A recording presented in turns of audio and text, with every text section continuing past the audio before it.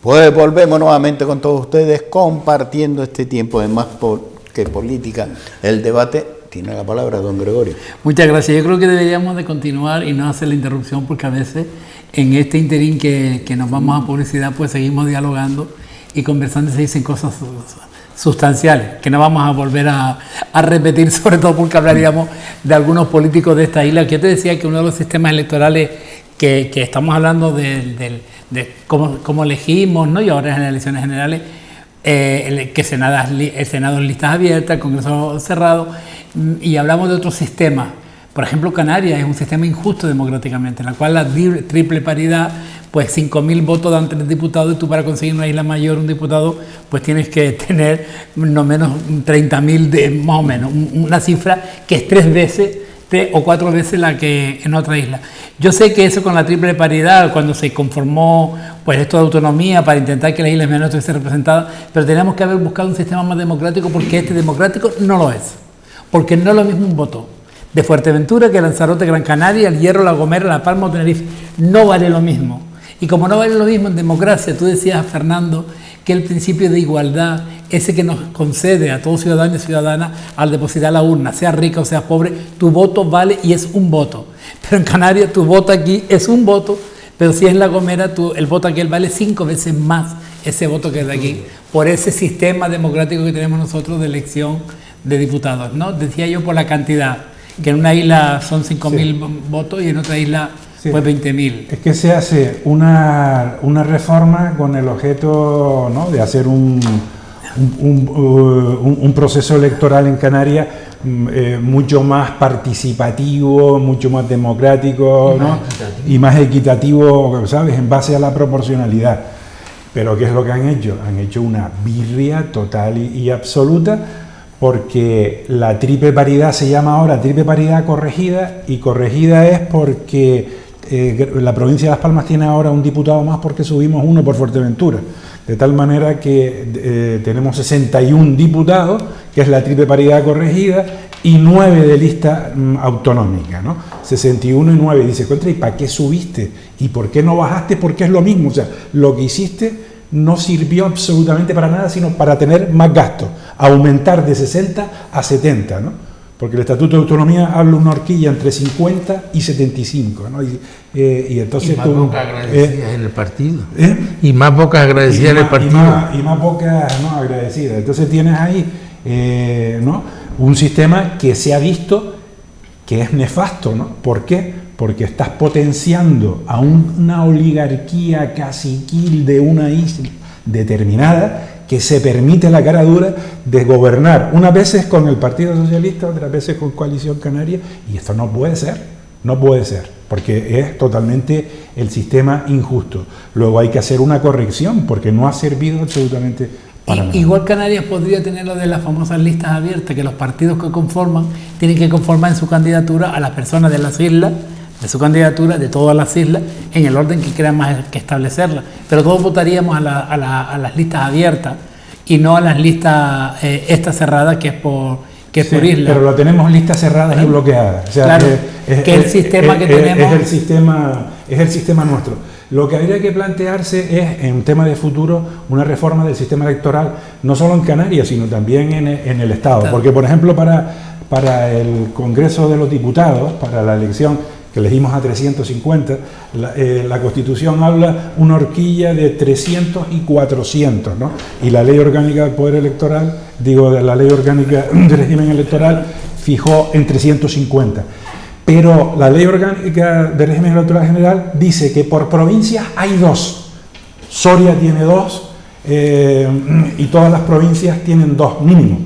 Entonces son 50 por 2 son 100, más Ceuta 1 y Melilla otro son 102, y después los 248 restantes es de una cuota de reparto por la población, que lo fija el Real Decreto siempre de elecciones. Por ejemplo, la provincia de Las Palmas tenemos 8 para elegir, 8 diputados, Tenerife tiene 7, ¿no? Entonces tú dices, contra, este sesgo sigue siendo rural, porque le estás dando más valor territorial, no poblacional, ¿no? Y entonces, claro, todos estos sistemas injustos, y se debería plantear, ahí sí se podría plantear, por ejemplo, a nivel nacional, oye, si son la horquilla es de 300 a 400, subir a 400 y que esos 50 más que se ponen sea de una lista nacional, de una circunscripción nacional, ¿no? Para dar cabida como tiene Grecia, que el partido mayoritario hay 50 diputados que son elegidos del partido más votado. Le dan 50, sí, con lo cual pueden formar mayorías o no, ya, pero le dan 50 diputados. Porque aquí la proporcionalidad, ¿sabes? El sistema proporcional nuestro, que es la ley de Hont, sí, había que también que planteárselo y irte a la Saint-Laguet, que en vez de hacer, que en vez de dividir por 1 o 2 como es la de Hont, pues es por números impares, 1, 3, 5, ¿sabes? Diputados así, en reparto de escaños, habría que planteárselo. Lo que pasa es que a ningún partido le interesó desde la transición, porque la ley esta que hemos copiado fue un Real Decreto Ley del 77, de las casi de las primeras, porque favorece a los partidos, entonces nadie ha querido, pero indudablemente hay que planteárselo, y sobre todo el poder que tienen los partidos nacionalistas. Pero el problema es que quien se lo replantea o se lo plantea es cuando se está en la oposición. Mientras están en el gobierno y están gobernando, pues están todos cómodos y están bien. Ya. Y nadie quiere cambiar nada. No, pero ahora han criticado un miembro, ¿no? En fin, un anterior presidente del gobierno, que contra la ley, que había que reformarla, pero bueno, si las has aprobado tú. Tenías que haberlo planteado, una ley electoral que era a los 3 años de la aprobación del Estatuto de Autonomía. Ahora se cambia de opinión. Sí. Ahora se cambia de opinión. Porque lo que está claro es que está fortaleciendo a esas islas menores. Y yo me acuerdo que cuando en el Parlamento en el 99, en 1999 se aprobó una reforma, en 1996, una reforma del Estatuto donde subimos del 3 al 6% la barrera electoral, sí, para que no entrara partidos como el de Dimas Martín en aquel momento, que era el PIL, ¿no? Sí. Y más, se recurrió pensando que era inconstitucional y dijeron, no, es constitucional la subida de barrera. Y ahora lo que hicimos fue bajar barrera del 30 al 15, porque antes se había subido. Entonces, el sistema electoral es importante porque marca las reglas del juego. Lo que no puedes tener es que un desequilibrio territorial brutal en base a la proporción. No puede valer el 17% del voto regional. Pero ¿cuál es la mayoría del Parlamento de Canarias? 70. Sí, 36. 36, ¿no? No, me refiero 70 diputados, 36. La mayoría son 36. Sí. Pues habría una responsabilidad por parte de las formaciones políticas que se presentan, que deberían sacar esos 36 diputados y diputadas, tendría una mayoría y no necesitaría pacta con el gobierno. No, pero vamos a ver, para modificar la ley electoral no tienes que modificar nada. Solo tienes que trabajar, incentivar que las personas vayan a acudir a votar para que haya más participación y sobre todo ilusionar al electorado para que cuando vayan a votar ejercen ese derecho al voto y te den una mayoría amplia para que voten. No, es difícil, no. Por el sistema electoral que te den 36 diputados. Lo máximo que tuvo fue Juan Fernando López Isla cuando teníamos 60. Y Jerónimo Saavedra con 28. Y este hombre con 27, que fue lo máximo que se ha tenido en Canarias, pero nunca se ha llegado. Las urnas están vacías cuando se abren los colegios. Sí. Difícil no es, lo que pasa es que tiene que era sobre 60. Pero fíjate tú las contradicciones que tenemos aquí en Canarias. Cuando oímos, fíjate, son contradicciones, cuando oímos a los políticos y sobre todo los políticos con ideología nacionalista, nos hablan de la importancia de tener una representación de una formación política nacionalista en el Parlamento español, porque se oye la voz de Canarias y que los demás nos representan porque están bajo las órdenes de los partidos nacionales y nos encanta oír ese mensaje, ¿no? Y nos encanta y vienen con eso. Y claro ejemplo, mire ustedes Cataluña, mire ustedes el País Vasco, cómo tiene esa representación y a la hora consiguen. Pero aquí en Canarias el nacionalismo no se pone de acuerdo ni para ir a unas elecciones generales. Por lo cual te lo transmito. Si ese mensaje del nacionalismo que no se une porque no tienen capacidad, porque no tienen ese perfil que yo creo que se debería renovar, porque hay personas al frente de esos partidos que son los que están bloqueando de que no haya un partido nacionalista unido, fuerte, para presentarse en unas elecciones generales defendiendo, como todos los que defienden, los intereses, unos por Canarias, otros por lo que sea, pero bien para Canarias, para que de una vez por todas diga, vamos a tener una representación, pero si el propio nacionalismo está todo dividido, ¿cómo quiere usted tener una representación en el Parlamento español nacionalista? Si no tienen altura, es que no hay nacionalistas en Canarias, hoy por hoy, que ilusionen al electorado a que vayan a votar. El problema es que cada uno quiere su silla. El problema es que ya les da igual. Sí, del Parlamento Nacional, que es donde se reparte el bacalao. Sí, está bien, pero si yo soy el cabeza de ratón de aquí, pues ya estoy colocado. Y si yo además coloco a mis dos amigos, se acabó la historia. Tenemos gente que lleva 30 años encabezando las listas y venga, y lo que dije antes, ya en estos momentos las próximas, junto con las pasadas y las próximas, hay personas que han estado en todas las listas. Es que no hay más gente, no hay gente válida, o es que a los partidos no les interesa que aparezcan gente válida. El problema, a los líderes no quieren que le lleven la contraria. El problema que ha tenido Canarias con el nacionalismo son los insularismos, porque nacieron así. Claro. Nacieron insularismo, menos Gran Canaria, que afortunadamente no tuvo esa corriente, y aquí son mucho más cosmopolitas en cuanto a partidos nacionales, que luego han nacido evidentemente partidos nacionalistas, pero no insularistas. El problema fue cuando los partidos insularistas intentaron copar desde sus municipios y su cabildo, pues intentar copar la política. Y encima se crea, porque para crear las AIC, todo lo que ocurrió, estaba ATI en Tenerife, que fue la hegemónica, la que aglutinó en torno a sí todo el poder político de Canarias, lo tuvo ATI en mucho tiempo, donde se creó el conflicto insularista entre una isla y la otra por las conveniencias políticas, económicas sobre todo que hubo, y que hizo una división en el nacionalismo, una fuerte división. De hecho, el nacionalismo canario sigue dependiendo mucho todavía de Tenerife, mucho. ¿Por qué? Y no lo digo yo, lo dicen las encuestas. ¿Cómo se vota Coalición Canaria en Gran Canaria o en otras islas? Se vota en Tenerife, aquí no se vota. ¿Será porque no tiene un perfil de candidato o candidata? No, Gregorio, eso es la población, Gregorio. Ha sido, pero mira, nos han llevado continuamente a un desmarque entre el pleito entre Tenerife y Gran Canaria, vete al origen. Que es hace años. Vete al origen. El origen es que mientras la población de Tenerife se aglutinó alrededor de ATI, en el resto de las islas ha estado más disperso. Entonces, claro, Tenerife copó los ayuntamientos, el cabildo, el gobierno de Canarias. Y tuvieron grandes políticas. Ahora siguen teniendo. Sí, de la UCD, todos los que venían de la UCD pasaron. Siguen teniendo el apoyo de la población. Y claro, mientras ellos sacan 8 diputados, Gran Canaria saca 1. No puede tener el mismo peso dentro de la organización.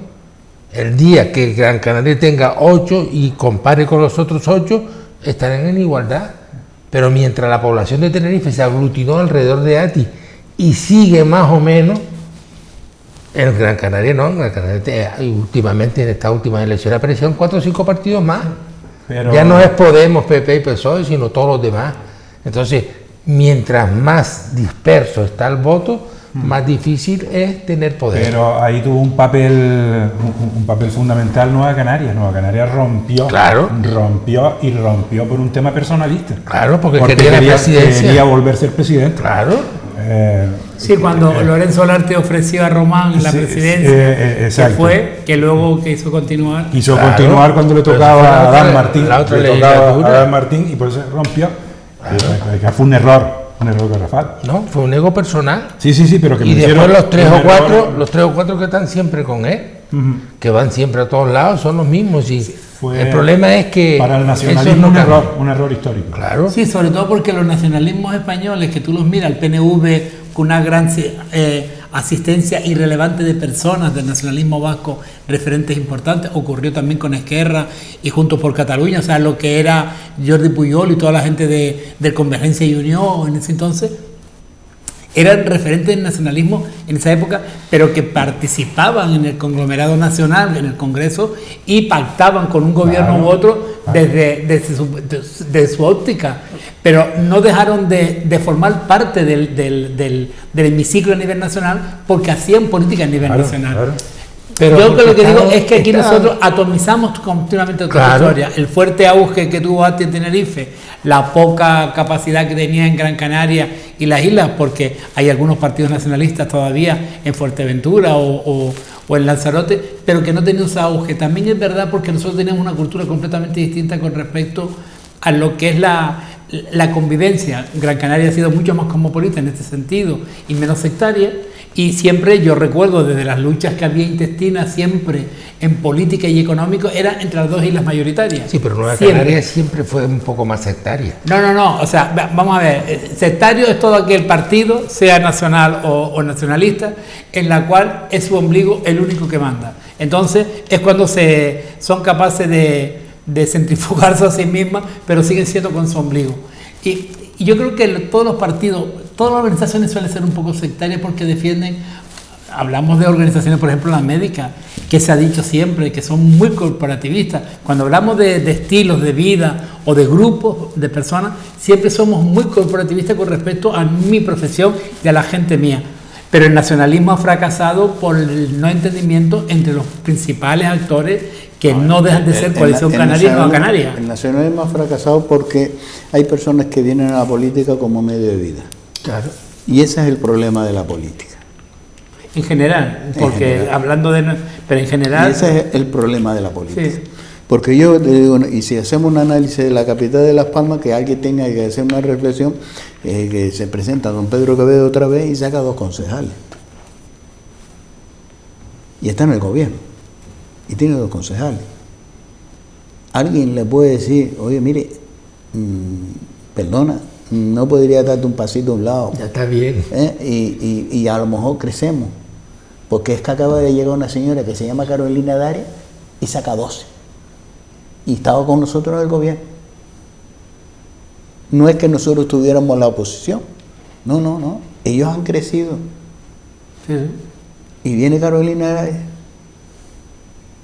No es por quitarle el valor, sino porque viene alguien nuevo y debe bajar, sube. Nosotros estamos aquí. Alguien tendrá que decirle, oye, mira, es el momento.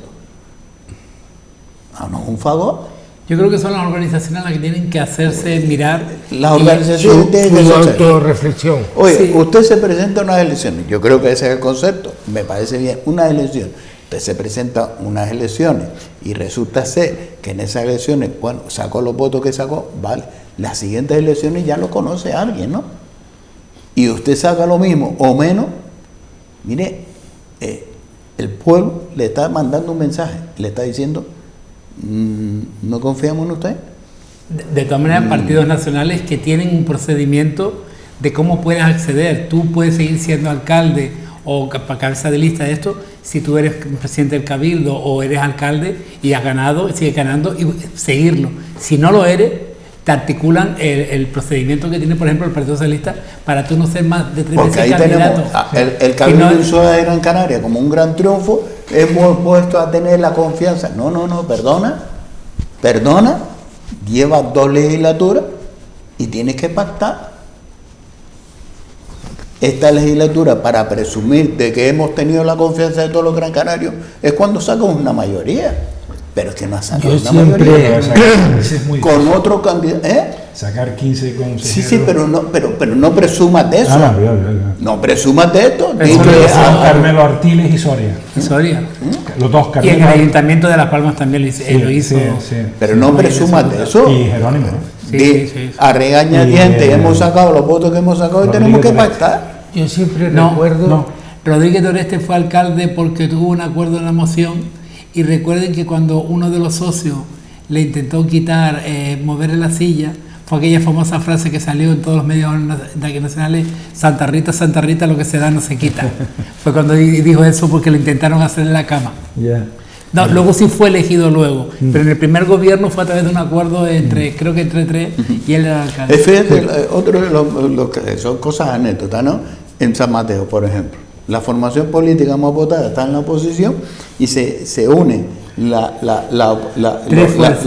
tres fuerzas menos votadas, pero una de las fuerzas dice: yo te doy el voto para que seas alcalde, pero no voy a entrar en el gobierno porque tú no eres el perfil de alcalde que necesitas. Alguien que me lo explique. Alguien que me explique que yo voto, le doy la confianza a alguien para... Oye, mira, invita usted al cabeza de lista del señor Denis, que fue quien hizo esa aportación. Invítelo y que le explique por qué... Le informo, lo he invitado esta semana y me ha dicho que ya lo que tenía que declarar lo declaró y que no van a entrar más debate y no van a entrar en más explicaciones. Tienen las puertas abiertas y cuando el señor Denis quiere venir, claro, es que pues sí. Creo que la gente se equivoca. Cada vez que alguien te pone, sobre todo en política, te pone una alcachofa delante, tienes que aprovechar el recurso para decir lo que piensa, porque si no otros te lo pondrán. Esta semana el señor José Denis ha sido invitado en esta casa, en el programa Más que Política, personalmente. Lo he invitado a que venga al programa, porque si algo tenemos en esta casa, para lo bueno o para lo malo, es que somos plurales y queremos escuchar a todos, que nos cuente cada uno lo que es, y que el ciudadano sea el que juzgue y saque la conclusión. Yo siempre las puertas están abiertas y mañana nos llama el señor Denis y le buscaremos un espacio para que venga. Es que creo que debería de explicarse, porque evidentemente la gente tiene que entender que tú puedes apoyar a alguien para un cambio de gobierno y no estar en el gobierno, y tienes que hacer una labor de fiscalización, porque al final un buen gobierno lo hace la buena oposición. Una oposición mala, el gobierno hace lo que le gana y puede ser peor que la oposición, pero como la oposición ni cruje ni muge, ahí está. Entonces la oposición tiene que ser buena para hacer mejor gobierno. El señor a mí obras en la oposición. Claro, es un trabajo ingente. Exacto.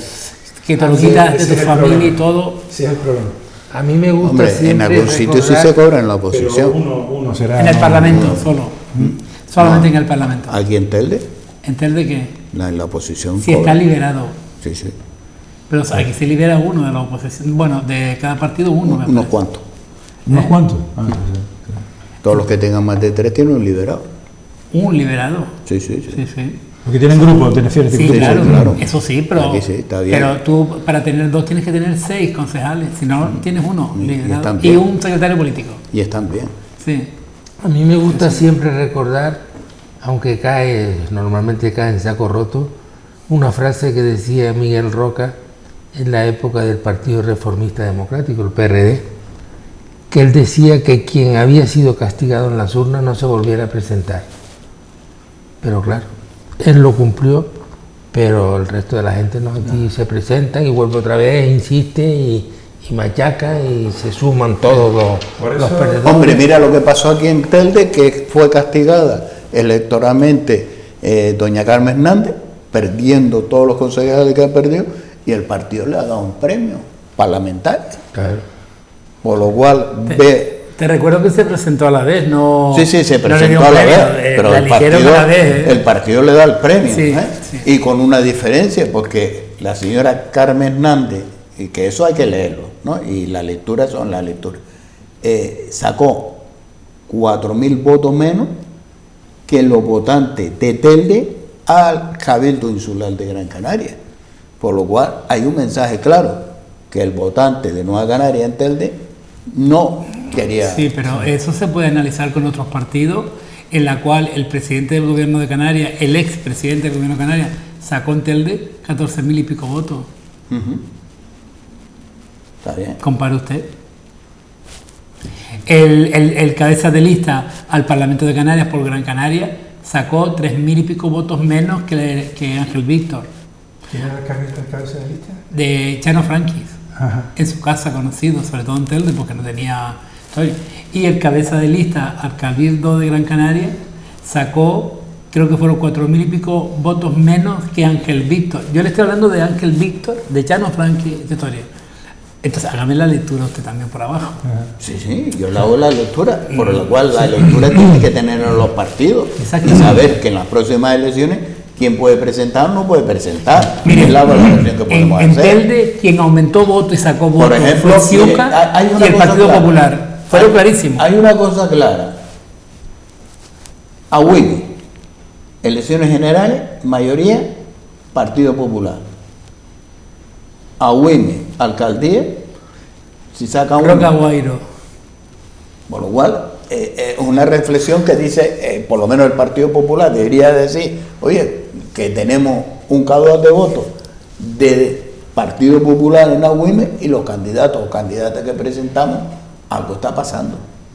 Y Son pues reflexiones, ¿no? históricamente, ¿no? Eso Sí, es sí, el tema son histórico. reflexiones, ¿no? De todas maneras, Sí, oíste, pero eso la, tiene que la- hacer esa la ley. reflexión que antes dije en el Pero que, tema, pero que lo hagan no en las terrazas allí, todos tumbados, viendo un partido de fútbol y esperando que que los quizás votos había que caigan. regularse es esto, es decir, cómo tú nombras a los candidatos, ¿sabes? Para que esa gente que vas a poner en las listas cerradas tengan un consenso tanto de la ciudadanía como del propio partido, de las bases del partido político. Que no te lo pongan a dedo, ¿sabes? Y que te pongan a lamiculos ahí para que hagan, ¿no? ¿Qué es las lo que se está funciones, ¿no? haciendo? ¿Qué es lo que se hace? Sí, a mí ese sistema me parece bien y de hecho entramos en el sistema democrático en el cual yo he participado para estar en la lista, pero luego adolece también de sus propios vicios, que son los que hay que corregir, porque puesta en la norma viene luego la picaresca, ¿no? Entonces, tú haces listas abiertas, porque se presente gente en las listas contigo y todo el mundo se puede presentar y luego hay que votarla. Y es tan democrático como otra lista. Pero, ¿cómo se vota? ¿Quién determina quién vota? A mí la picaresca esa no me gusta. Yo siempre he creído que el ser humano tiene que ser libre a la hora de votar en consecuencia. Y si tú te quieres presentar una lista dentro de tu partido o una organización, sé libre, preséntate, di quién eres, qué estás dispuesto a hacer, qué visión tienes, y luego la gente vota en consecuencia de eso. No por lo que dicen, por lo que oyen, no votes porque me caes mejor y aquel me cae peor, pero es mejor gestor que tú, ¿me entiendes? Ese tipo de cuestiones que también en las listas a veces que nos llenamos la boca de democracia, participación, luego tiene también sus propios vicios y esos vicios hay que corregirlos, porque esos vicios son humanos, no de la lista. La democracia no tiene ese vicio, el vicio encubierto lo hace el ser humano a la hora de aplicar la norma.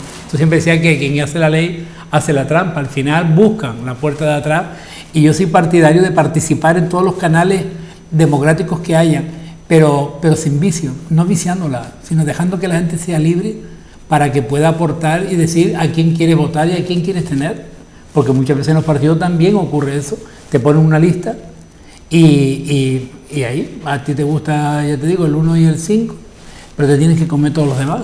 Y eso creo que no es justo, ni en el partido ni en la sociedad. Sí, una anécdota en las pasadas elecciones, no las pasadas estas, sino las anteriores, donde la anécdota es la siguiente: se presenta como secretario local Augusto Hidalgo en Las Palmas, no recibe el respaldo y la confianza de la agrupación, pero el electorado de la ciudadanía lo respalda y saca los votos que sacó con esa mayoría, sí. con lo cual ahí había una Pero contradicción. fue al revés, fue inversa. Él se presentó primero candidato a la alcaldía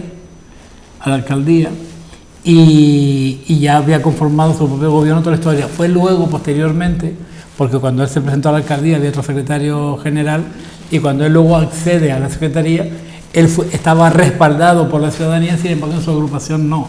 ¿Me entiendes? Que ahora sí está respaldado. Fíjate tú las cosas del mundo, ¿no? Hay cambios y es respaldado. Pero que es verdad, Igual el consenso... los cuchillos dentro de las formaciones políticas. Sí, bueno. claro, como en todos sitios, inclusive en la familia, pero no vamos ahora a descargar culpa de los partidos. Sí, en todos los partidos políticos, en todas las organizaciones humanas, siempre hay una parte en la cual conspira, está intentando, pues encima, si yo puedo Son estar las ahí, corrientes, ¿no? ¿eh? Las corrientes. Sí, no, yo creo que al final son las miserias humanas, por eso decía yo de la independencia personal de un partido, de tú tener una capacidad económica personal, un trabajo libre, el que sea, ¿no? En la cual no te veas sometido al criterio de alguien que dice que el puesto te lo he dado yo. Y encima, luego me tienes que pegar eso que llamábamos los pegacarteles. No, es que me ayudó en las elecciones a pegar cartel, digo, y tienes que contratarle a él, luego a su familia y darle un puesto en empresas públicas. Yo creo que eso es injusto, porque si tú me ayudas políticamente es porque tú quieres y estás convencido con el proyecto, y no tengo por qué pagarte a cambio, porque para eso tengo que sacar esas plazas que todo el mundo sabe.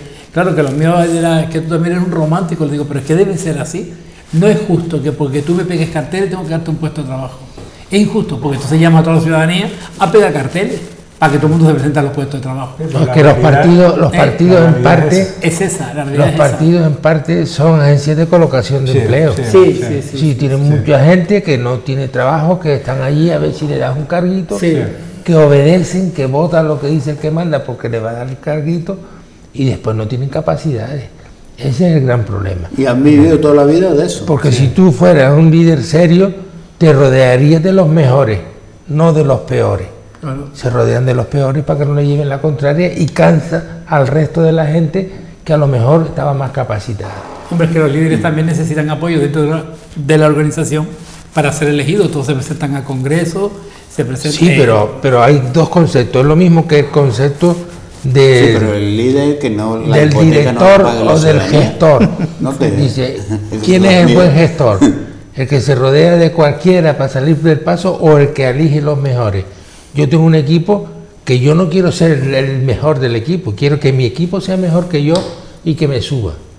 Eso es lo que tiene que pasar en los partidos políticos, que hoy no pasa. Pero eso es liderazgo. Claro. Eso es liderazgo. Y al final el líder lo que dice, no, yo no quiero a nadie que me haga sombra. No, que te hagan sombra. Claro. Toda la sombra suficiente para que tú te metas. Y yo estoy más arriba. Porque al final es como decían aquello de, yo quiero ser un jefe de servicio. Le digo, pero un buen jefe de servicio. Dice, sí, porque el buen jefe de servicio es el que controla mucho y hace poco. Porque sabe cómo va todo, porque los otros se encargan de hacer el trabajo. Claro. Es líder al final. Claro. Y es eso, tener las mejores personas, los mejores recursos alrededor para... Que tú eres el jefe del equipo. Si tu equipo es muy bueno y sube, tú estás en la cabeza, tú estás en el vértice y tú subes más alto. Pero aquí el criterio es al revés. Sí. Mientras menos gente preparada tenga, yo soy el líder. Bueno, tú vas a determinado gobierno y ves los cambios que se producen cada 4 años, que entra una cantidad de gente, sale una cantidad de gente que en el boletín son decretados y cesan en ese momento, que son los laborales, y hay otro boletín que se publica un día más tarde, donde entra una cantidad ingente enorme de gente ahí como laborales de la sustitución, ¿no? Quitas a Juan y pones a su hermana. Sí, que suele ser eso. Yo entiendo que te debes rodear, es verdad, de gente que sea afín y que tenga conocimiento de causa. Yo porque me pegue carteles, los mejores. Sí, por eso te digo yo por pegar carteles no. Pero los mejores los echaste porque no me apoyaste. Claro. Y porque me criticaste. Y aunque tenías razón, no, lo y estaba haciendo mal, pero tú tenías que decir que soy guapo y lo hago muy bien. Claro. ¿Entiendes? Porque yo nunca me equivoco. Como yo soy el líder, yo nunca me equivoco. Pero es que si equivocas son ustedes. Te pongo en un cargo que estás hablando de 3.000, 4.000 euros y tal, y hay gente que mata por eso. Aquí tenemos un concejal que todavía no tiene área y va a ganar sobre unos 50.000 euros. Y todavía no tiene área para gestionar. Pero ahí lo tiene el gobierno. Por unas luchas internas que dice que hay dentro del propio partido que están esperando a ver si colocan a alguien en el gobierno de Canarias para poder, pero un alcalde puede permitir eso.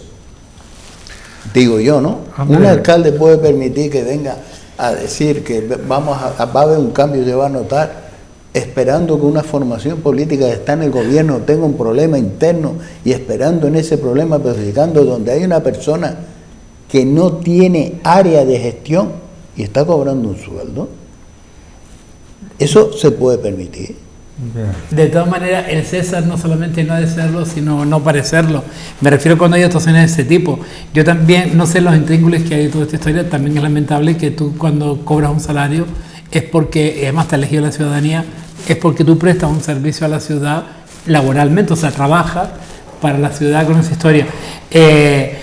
También es verdad que cuando tú en la política, los que hemos estado en política en primera línea, sabemos que hay una cosa que tú dices, ¿no? Y luego la realidad es completamente distinta. Cuando yo llegué al ayuntamiento de Telde, que creí que la tenía todo conmigo porque lo tenía perfectamente claro, las zancadillas mayores fueron de dentro y mías, de las mías, de los míos. O sea, a ver de qué estamos hablando. ¿Por qué? Porque tú tienes una forma de ver la política e intentas hacerlo, pero luego la realidad es completamente distinta. Y en un gobierno de coalición, aquí hay 4 partidos. ¿Sí? Aquí no gobiernan 2, gobiernan 4 partidos. Es un cuatripartito. ¿Qué sucede con un cuatripartito? Pues que cada partido es suyo, es su historia. Y claro, tú no te puedes meter en los intríngulis del otro partido porque si no, ¿qué hace? Yo sí me tengo que meter porque soy el señor alcalde del municipio y como representante no puedo permitir que alguien esté cobrando sin gestionar un área. Y le digo, hombre, sobre la marcha le digo, mira, o ustedes solucionan ese problema o ustedes se quedan fuera del gobierno y busco otra alternativa. Se acabó.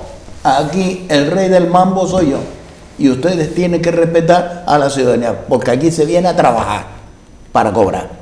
Punto. Claro, y si no quieren renunciar sueldo. Lo que pasa es que es un acuerdo de coalición. Esa figura está en el gobierno del Estado. Aquí ya el balón no fuera, digo, ministro sin cartera. Aquí como aquí tenemos con cartera vacía. Sin cartera. No, con cartera vacía. Efectivamente, pero están cobrando. Y algunos, algo escandaloso, que todavía no están dados de alta en la Seguridad Social. Así de claro. Eso me pasó a mí en el 2015.